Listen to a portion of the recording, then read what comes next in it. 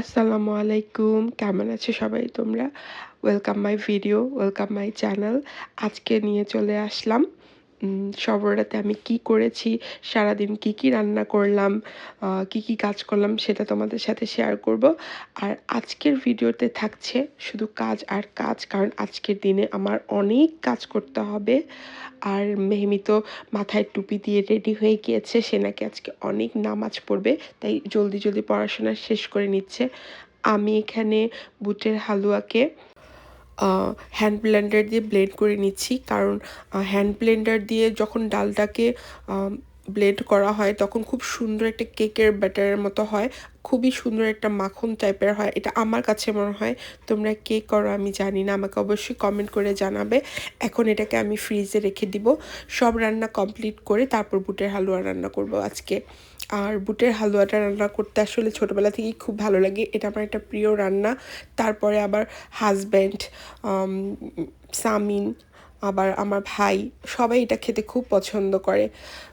আমি জানি না আমার রান্না এত মজা হয় কি না আমার আম্মুর মতো, বাট আমার কথা হয়েছে আমি আম্মুকে দেখেছি করতে, সেটা আমাকে করতেই হবে।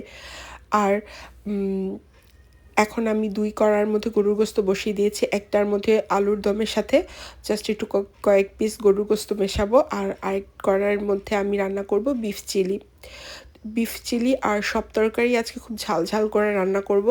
আর আজকে আমি মাখন দিয়ে একটা পোলাও রান্না করব, কোনো ঘি ইউজ করব না, ঘি ছাড়া পোলাও রান্না করব। আর এইখানে আমি বেশি করে পেঁয়াজ, আদা রসুন, ওয়েস্টার সস, চিলি সস এগুলা দিয়ে মেখে বসিয়ে দিয়েছি। আর এখানে ভাজা করছি, এখানেও সব মশলা দিয়ে দিয়েছি, টমেটো দিয়েছি, সস দিয়েছি, সব মশলা দিয়ে দিয়েছি।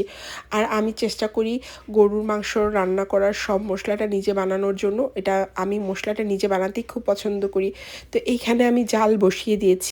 এই বিফ চিলিতে কোনো পানি ইউজ করব না এক্সট্রা, গোস্ত থেকে যে পানিটা বের হবে সেটা দিয়েই একবারে মাখা হবে। শুধু আমি এখন জাস্ট একটু নেড়ে যাব আর চুলাটাকে একবারে কম আঁচে বসিয়ে রাখবো। তোমরা বিলিভ করবে না, তোমরা একবার রান্না করে দেখবে গরুর মাংসতে পানি না মিশিয়ে গরুর গোস্ত রান্নার টেস্টটাই চেঞ্জ হয়ে যায় আমার মনে হয়। কিন্তু আমি যে এই আলুর দমে পানি দিয়েছি সেটাতে আমার মনে হয় একটু ডিফারেন্ট, বাট এই যে পানি ছাড়া রান্না করছি এটা আরেক ধরনের স্বাদ। আমার তরকারির কালারটাও খুব সুন্দর এসেছে। তো এখানে আমার পোলাও রান্না করে ফেলছি, জাস্ট নামানোর আগে মাখন দিয়ে ফেলেছি। সব রান্না কমপ্লিট করে এখন আমি বুটের হালুয়া রান্নার জন্য বসিয়ে দিয়েছি।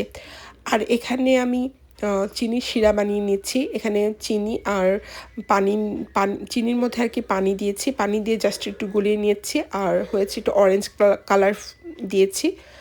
আর একটা মালটাকে জাস্ট রস করে দিয়ে দিয়েছি, আর যাতে চিনির শিরাটা খুব সুন্দর হয়, ছাড়া হয়, খুব বেশি আঠালো না হয়। এটা আমার মনে হয় যখন আমি লেবু অথবা একটু মালটার রস দিব শিরাটা আঠা হয় না। যতটুকু দরকার ঠিক ততটুকু পরিমাণেই শিরাটা আঠা হয়। এটা এটা আসলে যে রান্না করবে কে কতটুকু পরিমাণ নিবে সেটার উপর নির্ভর করে। তো এখানে আমি শিরাটা বানিয়ে নিচ্ছি। আমি সবসময় চিনি মিশিয়ে বুটের হালুয়া রান্না করি, বাট আজকে আমি এখানে অনেক পরিমাণ মাখন আর চিনির শিরা দিয়ে হালুয়া রান্না করছি। তোমরা তো সবাই জানো বুটের হালুয়া রান্না করা অনেক কঠিন। আর আমি এখানে আজকে 1 কেজি ডাল নিয়েছি। সবসময় আমি আরও বেশি ডাল নিই, বাট এবার একটু কম নিয়েছি, কারণ 2 বাচ্চারই সামনে এক্সাম।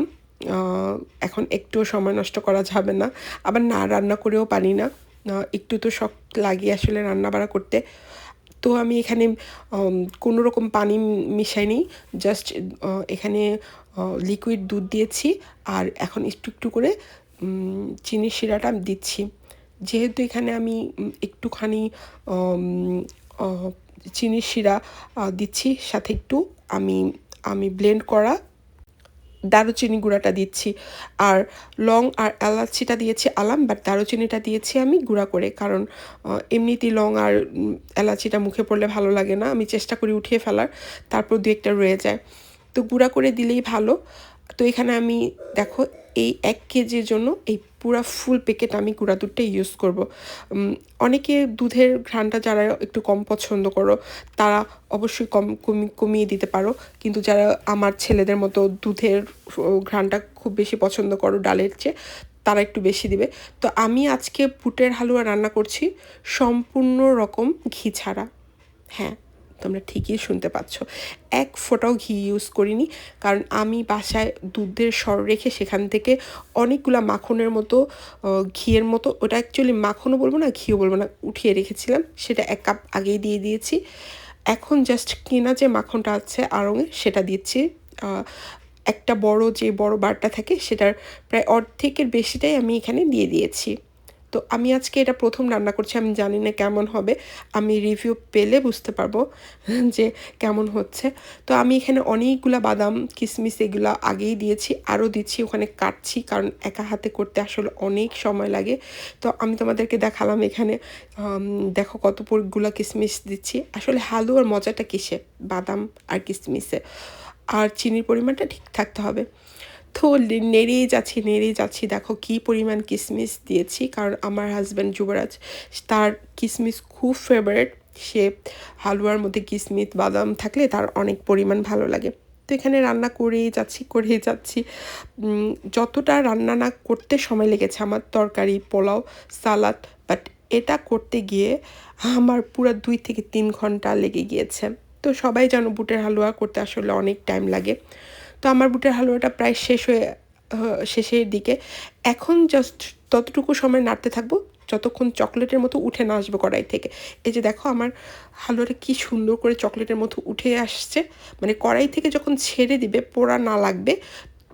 তোমরা চেষ্টা করবে অবশ্যই ফ্রাই প্যানে, মানে এরকম ননস্টিকে রান্না করার জন্য, তাহলে কি নিচে পোড়া লাগবে না, খুব সুন্দর করে এই যে কড়াই থেকে উঠে চলে আসবে। দেখেছো আমার হালুয়ার কালারটা খুব সুন্দর এসেছে, আমি আরও গাঢ় করতে পারতাম বাট করিনি। তো খুব সুন্দর করে রান্না করে হালুয়াটা খেতে আসলে অনেক মজা হয়েছে, সবাই খেয়ে সবাই অনেক প্রশংসা করেছে। তো আমি এখানে সুন্দর করে একটু ডেকোরেশন করে নিয়েছি। তো আজকের ভিডিওটা এই পর্যন্তই, সবাই আমার জন্য দোয়া করবে, আমাকে ফলো করবে, বেশি করে লাইক করবে, আর আমার পাশে থাকবে। আল্লাহ হাফেজ।